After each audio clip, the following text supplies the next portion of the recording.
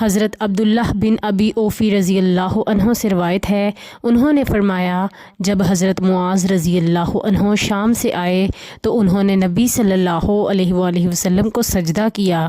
آپ صلی اللہ علیہ وآلہ وسلم نے فرمایا معاذ یہ کیا؟ انہوں نے کہا میں شام گیا تو میں نے وہاں کے لوگوں کو دیکھا کہ وہ اپنے پادریوں اور سرداروں کو سجدہ کرتے ہیں۔ مجھے اپنے دل میں یہ بات اچھی لگی کہ ہم لوگ آپ کے ساتھ تعظیم اور احترام کا یہ طریقہ اختیار کریں، تو رسول اللہ صلی اللہ علیہ وآلہ وسلم نے فرمایا تم یہ کام نہ کرو۔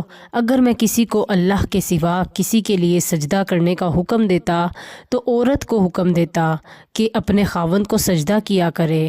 قسم ہے اس ذات کی جس کے ہاتھ میں محمد صلی اللہ علیہ وآلہ وسلم کی جان ہے، عورت اپنے رب کا حق ادا نہیں کر سکتی جب تک اپنے خاوند کا حق ادا نہیں کرتی۔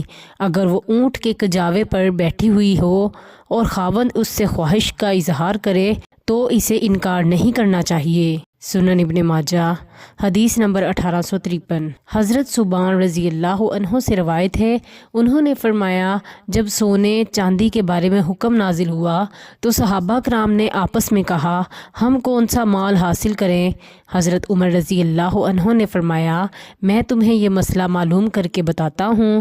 انہوں نے اپنے اونٹ کو تیز چلایا حتیٰ کہ نبی صلی اللہ علیہ وآلہ وسلم تک پہنچ گئے۔ ثوبان فرماتے ہیں میں بھی ان کے پیچھے پیچھے تھا۔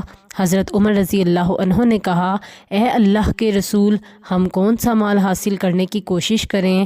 تو آپ صلی اللہ علیہ وآلہ وسلم نے فرمایا تمہیں چاہیے کہ شکر کرنے والا دل حاصل کرو اور ذکر کرنے والی زبان اور مومن بیوی جو آخرت کے معاملات میں مرد کی مدد کرے۔ سنن ابن ماجہ حدیث نمبر 1856۔ ام المومنین حضرت سلمہ رضی اللہ عنہا سے روایت ہے کہ انہوں نے رسول اللہ صلی اللہ علیہ وآلہ وسلم سے سنا آپ فرما رہے تھے جو عورت اس حال میں فوت ہوئی کہ اس کا خاوند اس سے خوش تھا تو وہ جنت میں جائے گی۔